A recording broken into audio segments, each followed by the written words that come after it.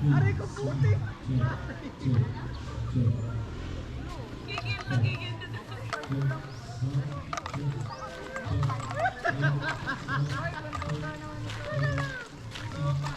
Baka may pwedeng ka. Walang pwedeng. Oh, 7 na. Last. Aray ko puti.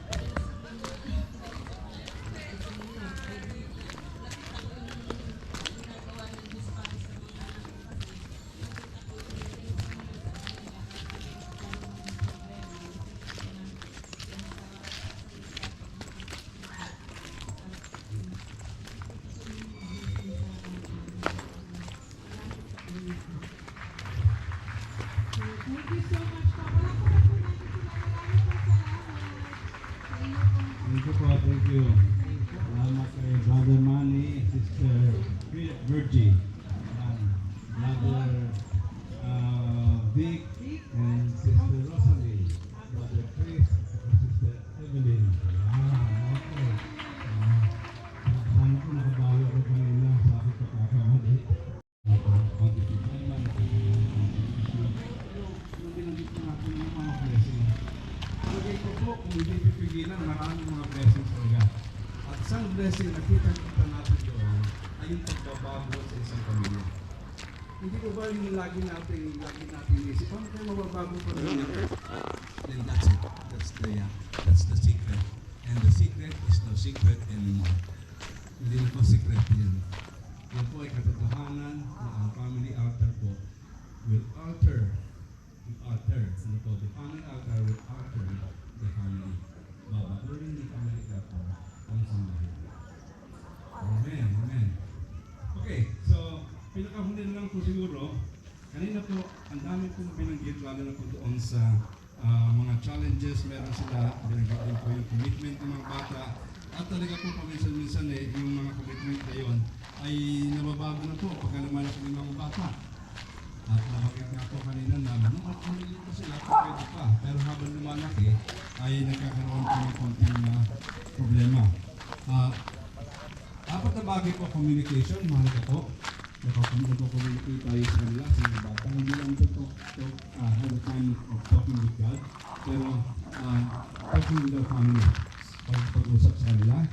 Tandaan po natin, ito, isa. Pagka sa family altar tayo, wala po electronic devices. Walang cellphone. Isa po sa mga namin sa bahay, na malilipat po ng hanggang sa ngayon. Pagkakain kami, table, no cellphone. Gawin ninyo yan sa mga bata. Pagka nasa baka naman pwede mga nanay, tapos ay panamunod sa cellphone. Alisin ninyo ang gadgets. Mamaya ko ninyo mag-usap sa television. Kung ito namin, sabi ng tatay ko, huwag kang sasalita. Kapag kumakain, parang nagdarasal. Ganun po ba kayo dati? Na hindi pero nakatulong nyo hindi. Dapat, sumitan nyo yung mga pagkain, doon kayo kikintuhan. Hindi yun ang panahon ng salmona.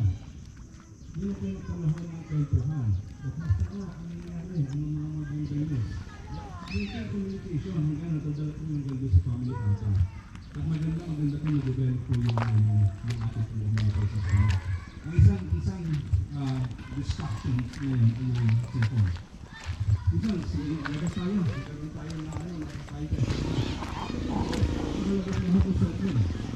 Wala akong cellphone. Walang cellphone. Kaya ko lang. Hanggang ngayon. Malalaking ko yung anak ko yun. Yung mga trabaho niya. At yung ako yung mag-aasawa na. Pag sinabi namin lalabas tayo, at may naglabas yung cellphone, sabi namin ako ito guys, kaya yan. Yung pagkakit sa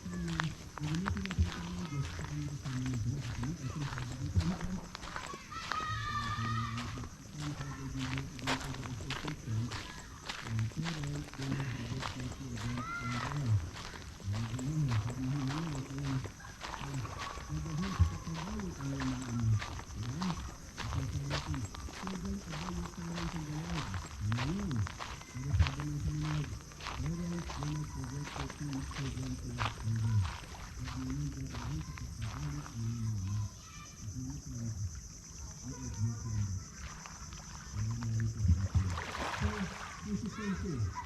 Walang consistent tayo sa lahat ng ginagawa. Consistent. Magiging kahanan ang ating paglagay sa kanyang negosyo kapag hindi tayo maging consistent sa ating sinunan. Kapag wala tayo sa mga